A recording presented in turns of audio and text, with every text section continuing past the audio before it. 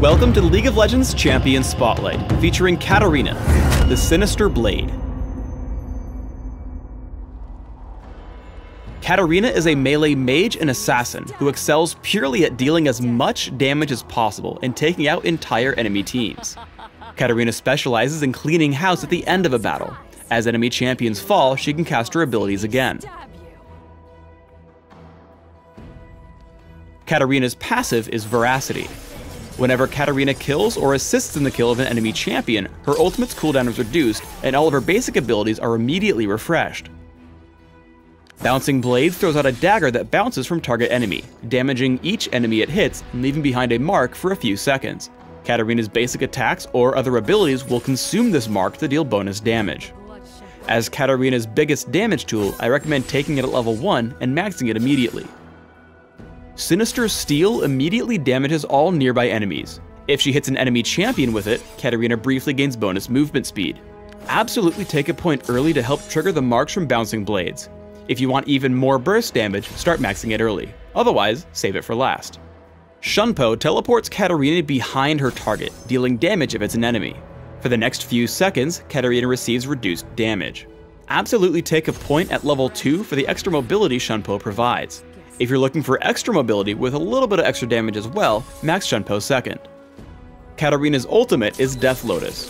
When activated, Kataryna spins around, constantly tossing daggers at the 3 nearest enemy champions. Struck enemies take massive damage and receive reduced healing for a few seconds.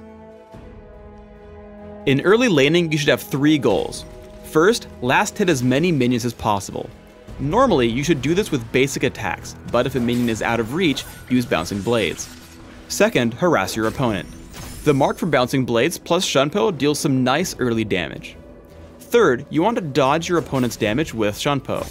As Gragas tosses out Barrel Roll, Kataryna hops onto him with Shunpo, taking 0 damage and returning some of her own.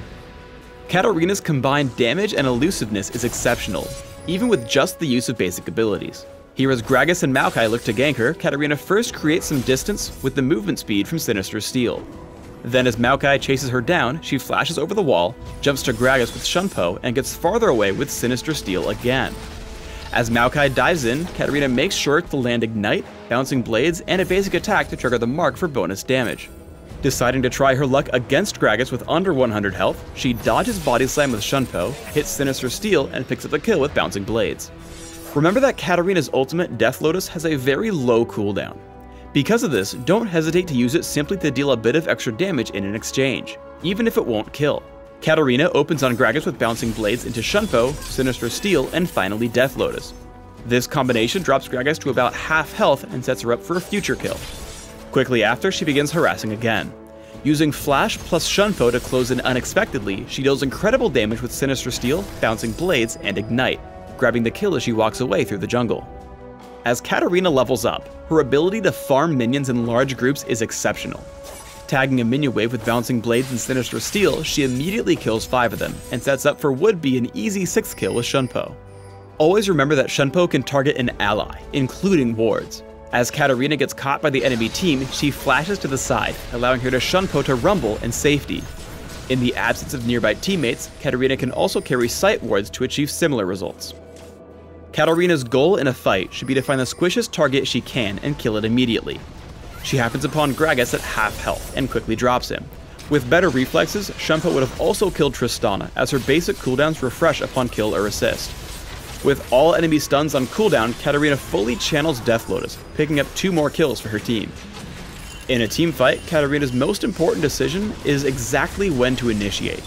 If she heads in too early, she'll be focused and killed, but if she goes too late, her team will fall without her.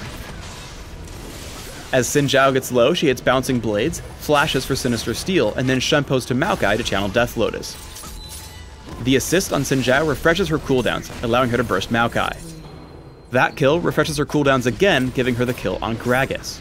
Once Gragas falls, she unloads her full combo once more on Tristana, picking up the ace in what was ultimately a 3 vs 5. In one final teamfight, Kataryna employs all her tricks once more. Opening up on Maokai, he targets her with Twisted Advance. Targeting a teammate with Shunpo, she gets away from her opponent, wasting Maokai's initiation. Once Leona follows in, she looks to charge to the back line. channeling Death Lotus onto Xin Zhao and getting an assist on Leona. This allows her to dive back in, hitting bouncing blades on the enemy team and triggering the mark with Sinister Steel, picking up a triple kill. I recommend building Katarina with heavy emphasis on offense through ability power, with a splash for durability to survive being in melee range in team fights. Try magic penetration marks, health per level seals, ability power per level glyphs, and movement speed quintessences. 21-9-0 masteries can work well, taking magic damage masteries in offense, plus health and minion damage reduction in defense. Ignite and Flash both allow Katarina to chase down and pick up kills in order to fuel her passive and continue to dominate in teamfights. Consider opening with Boots of Speed and Health Potions, while rushing for Hextech Revolver and Sorcerer's Shoes. Upgrade to Hextech Gunblade and then choose your next items carefully. Rabbidan's Death Cap adds the most pure damage. Abyssal Scepter grants damage and survivability against magic damage. Zhonya's Hourglass grants damage, durability against physical damage, and the ability to wait for cooldowns mid-fight. Void Staff is more of a late-game item if your opponents start to build magic resist. Thanks for tuning in to the Katarina Champion Spotlight. Please subscribe to the Riot Games YouTube channel above and leave us your comments just below the video.